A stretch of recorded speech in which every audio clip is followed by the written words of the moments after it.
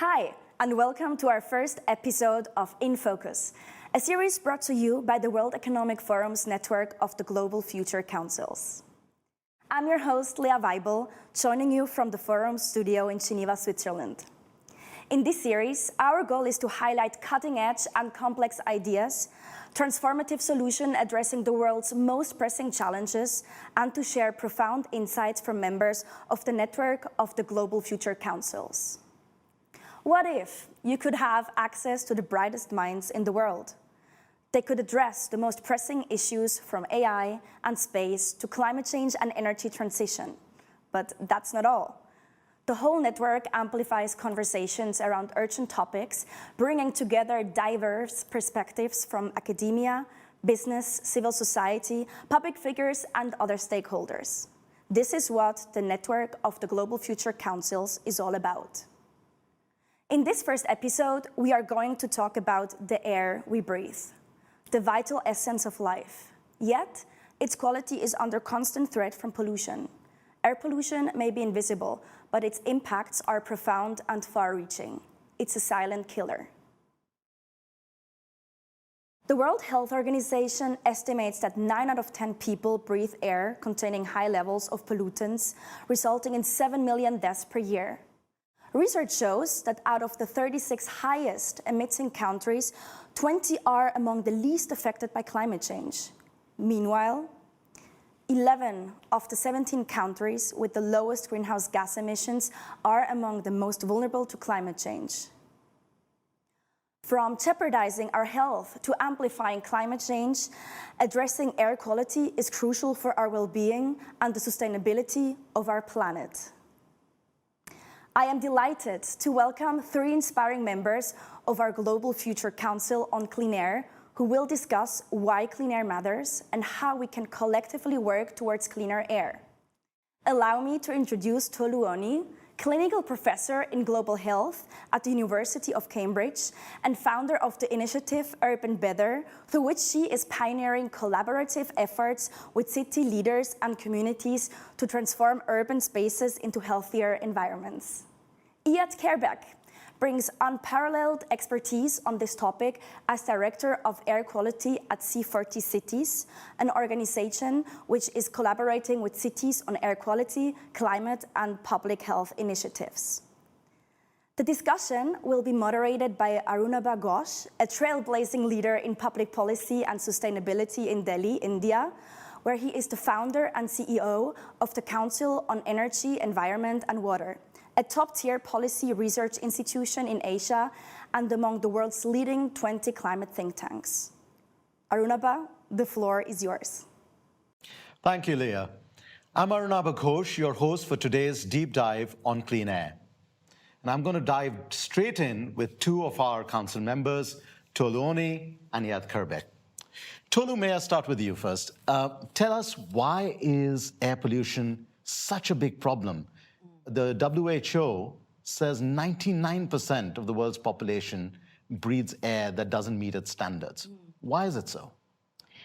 Yes, Arunabha, it's a very obvious thing, but on many levels it's complex, right? So I think the first thing is that it's invisible, right? So this is something that the threat is not that apparent. And related to that is whether people are measuring it or not. So we can't change what we don't measure, right? So the first thing is the measurement.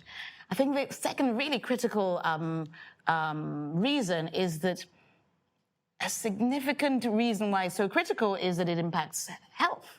But there's very little or insufficient knowledge to understand really just how much it impacts the health. So people know that we know we're seeing things like a rise in children with asthma, a rise in cardiovascular heart disease, rising lung cancers, but still not enough people understand really the impact of air pollution in contributing to a rise in those diseases that we're seeing.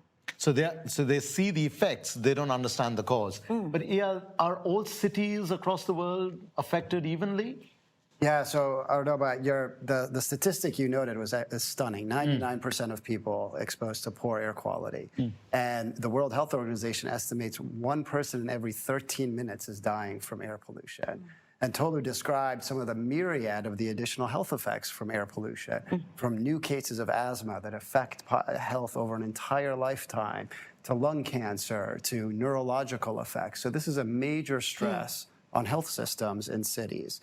We spoke a lot during this week about the impact in cities. And in cities particularly, you have high densities of people living close to sources of pollution, and often vulnerable people, people with pre-existing health conditions. So when you talk about are all people impacted equally, they're not impacted equally across cities. So many cities in the global south, for example, have much higher air pollution levels than in the global north. And even within cities, we see wide disparities. And this is also true even in the global north. For example, in New York City, air pollution levels or asthma associated with air pollution levels within the city vary 30-fold when you account for changes in exposure and changes in underlying health outcomes. And another thing is, it's often perceived as a delayed thing. So, you may understand it's a problem, but, the impacts are happening, down the road. But actually, the evidence that we see is that reducing and tackling air pollution can have quite near-term benefits on health. But Tolu, you work in some of these cities in the global south. So what are cities doing about confronting this problem, which is major in general, but also matters from an equity point of view? Yeah.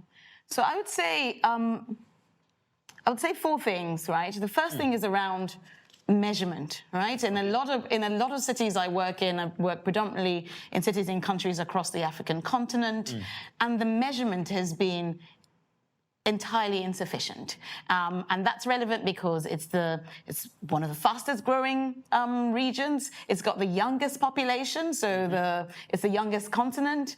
So the opportunities to actually improve health are great, and yet we're seeing this almost this premature mortality. We're seeing ill health actually preventing cities from maximizing this asset. So one is measurement. We're seeing a rise in measurement. So we're seeing, and I can go into some examples. So we're seeing, for example, a city like Lagos, which is like the largest city on the continent. We're seeing just in the last 18 months deployment of low-cost census network across the city to really start to measure. Related to that, the second point of measurement is when you're not measuring is an issue. When you're measuring, it's equally critical that data is in the hands of people, right? So measurement is of no good if it's just, comes out in a report in 2 years' time about the air quality 2 years ago. So what we're seeing is this participatory air quality measurement and platforms coming up where people can access the air you're breathing on an app, where you can actually access that information, which of course drives the demand. So people are seeing that, hang on, I didn't realize my air was that bad, or I didn't realize, I thought the whole city was bad, but now I see my area is worse than your area. Why is that? So second is measurement. The third is inclusion, right? So on participation. So one of the things, again, I just come from Lagos, so that's kind of the example that's forward of my mind, is recognizing that even how we deploy the census, right? It's not, yes, this is a government responsibility and partnership with different sectors, but there's an opportunity to leverage civil society, leverage the majority demographic, which in Africa is youth, to say, where are the areas that we should be measuring, right? Where are the priority areas? So we're seeing participation in measurement. And then the last is co-creation. Right? So thinking about knowledge and partnerships with researchers and understanding, right, okay, this is not something, research shouldn't be something that researchers do in a university and then you come to policy making and you say, let's do that. But we're actually co-designing, like what are the questions that research can support with and how can we actually generate the evidence that is relevant and that is implementable. In fact, even the city I come from in Delhi, my organization and the government, we've been working in getting that hyper-local data across hundreds of different sources to help drive that co-created action. But Tolu referred to Lagos in Africa. Are there examples that you can give us from maybe cities in Asia that are taking this head on? Absolutely. And I want to pick up on a point Tolu made earlier, which I think is absolutely right. Air pollution is one of those issues where you can see benefits very quickly compared to other environmental problems, which, for example, climate change, where actions today you're trying to avoid issues down the line, even though obviously climate change is happening already. So, for example, in Beijing, air pollution levels went down by nearly 50% in a period of almost 10 to 15 years. Similarly, in New York City, 50% decline. And the health outcomes. There are studies from Southern California that the interventions that were taken to clean up the vehicle fleets in Southern California have had a significant and measurable benefit in terms of asthma in children. So when you look at some of the other cities, for example, in the global north and in Asia, you're seeing really a multi-layer type of intervention that's working in those places. So national governments that are taking the issue seriously, setting standards, and putting in the right types of policy and regulation, and local actors, cities and local governments then implementing those actions, and then bottom-up grassroots organizations supporting those types of actions. One example in Beijing, over the last 10 years, they've converted over a million heating systems from coal to cleaner fuels, which has contributed to that large PM 2.5 air pollution reduction I spoke about earlier.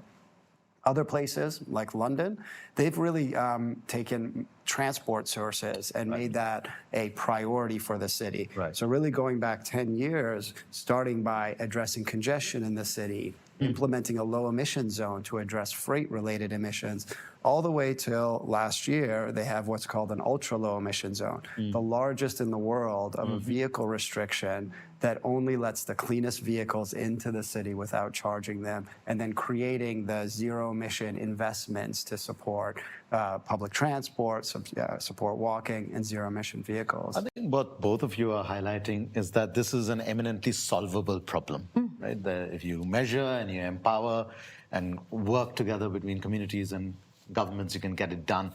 Even then, often there seems to be this sense of helplessness. So can you give some examples of how individuals can feel empowered to be part of the solution and not just feel helpless as a victim? Right. Yeah, first you. Well, first thing, vote, participate. We need citizens to be supportive of these types of actions. The second piece is expanding the education around the awareness, and that is really on governments and on folks like us who work in this sector.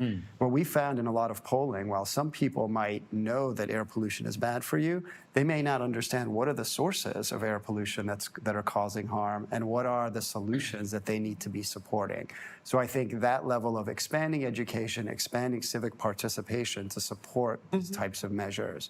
And then there's some other pieces around changing your own behavior. Often addressing air pollution requires all of us to work together to address air pollution and recognize that we're all part of the solution. It's all our common air. It's interesting you mentioned the Common Air. It's another global commission of which I'm a part, which brought out a call to action that clean air is an economic asset. But Tolu, again, back to the individual. There is the sense of helplessness. There are ways in which they could be empowered. And yet some would argue, at least provocatively, that, look, they have many other developmental priorities, especially in the global south. So why should that individual care about air as opposed to feeding their family? So how does that person feel empowered to take this on? So I want to pick up on Iyad's point around civic participation as a side. But what you said about helplessness is an interesting one. To some extent, it's true. But if you look at the climate space more broadly, right, not air pollution in particular, what we're seeing, and particularly amongst the young adult population, the youth population, you're seeing this increasing agency, this sense of purpose, this sense of justice, and the sense that actually this is something that affects me now, this affects my future. And you don't see as much of a helplessness there, which is almost a paradox, right? Because climate is, we say it's framed as something that is more abstract and less relevant, but actually you're seeing this agency and this sense of this movement, right? Of saying, you know, this is our future, here's what we demand. So the question has been, well, how can you leverage that energy, that enthusiasm, that kind of can-doism to something like air pollution? And it should be easier, right? Because you can connect it better to your day-to-day. And bringing on civic participation, I would add a citizen science, right? So this is an opportunity. So civic participation is voting, it is getting engaged in local politics, but civic participation is also not vote once every 4 years, 5 years, right? And this is the potential of something like citizen science, right? To say, how can you leverage this enthusiasm, this interest to understand what's going on to be part of the solution, and how can you actually support with the data generation, right? So, for example, we see improved measurement of air quality through the static sensors. But in a lot of cities where the environments are changing very rapidly, we see actually the exposures are very dynamic, people's personal exposures are very dynamic. So how can we actually think much more nimbly about how we measure? And citizen science is one way. So there's better technology around the use of wearable sensors. There's better understanding of the need for bringing in lived environments. So numbers are one thing, but the head doesn't think until the heart feels, right? And so that understanding of these are the kinds of exposures, these are the kinds of sources of air pollution that you can actually connect to the number. So when you say the PM 2.5 is 100, what does that actually mean? Well, these are the kinds of, this is what we're seeing on the ground. This is what, this is where the sources are. And that can be really powerful. And then connecting it to people's experiences. So we have examples, for example, of community participation in Kampala, in Uganda, where they engaged market women to kind of understand, there's a lot of use of open flames and burning and that sort of thing. And you could argue, well, it's my livelihood, this is what I need to be doing now. But when you share the evidence that we have is like, actually, has your child hasn't had a health issue? The child that you've actually got in your back or is playing around the area, what is it costing you in terms of healthcare? Can you actually, you can't afford to not work, but can you afford to have this continued exposure? But that links with justice, right? You can't say to people, oh, don't do this. It's like, well, what should I do? What's the alternative? What is the alternative? Yeah. But often it's not just the air quality framing, right? The example you gave from Kampala, even in India, there's been massive push on cleaner cooking fuel. But then it's not just the air quality story. It becomes about gender. It becomes about equity. It becomes about development. So, at the end of the day, even if we empowered the individual, we are all members of the Global Future Council. So what are the priorities then we've identified to take this agenda forward? So you're absolutely right. And I think your last point is very important, and that's how we need to be thinking about air quality as an issue, as this issue that meets multiple challenges from equity, from economic development, from public health, from climate. And that's how we bring together a much larger group of stakeholders to work on this issue. In terms of some of the priorities that we discussed this week that I think are absolutely spot on, we discussed data and expansion of awareness, trying to improve our communications on this issue, taking what is sometimes a very complex issue that can be sometimes difficult to grasp and making it simpler and easier to understand for the public, for our decision makers, for our politicians. We talked about increasing capacity to act within countries, which is always very important, and improving those institutions to address air pollution. And then, of course, access to finance. That's the very important issue that we're going to face everywhere. These solutions are often out there, and it's a question of linking the solutions to finance to then implement them on the ground. And that's where things start to get really challenging. How do we implement the solutions that we know work?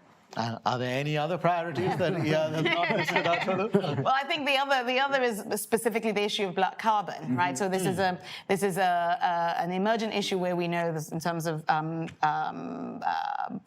specific pollutants that we know significantly accelerate the climate crisis. It also pushes towards tipping point, but also really critically have huge impacts on health. And yet there is not sufficient understanding or action around that. So we identified the need to really take this out of the super scientific space and the geeky space, which, if you're a geek, you kind of love, but, what you're going to do about it, right, into the communication space and the helping with the implementers and the people financing to say, why is this an issue?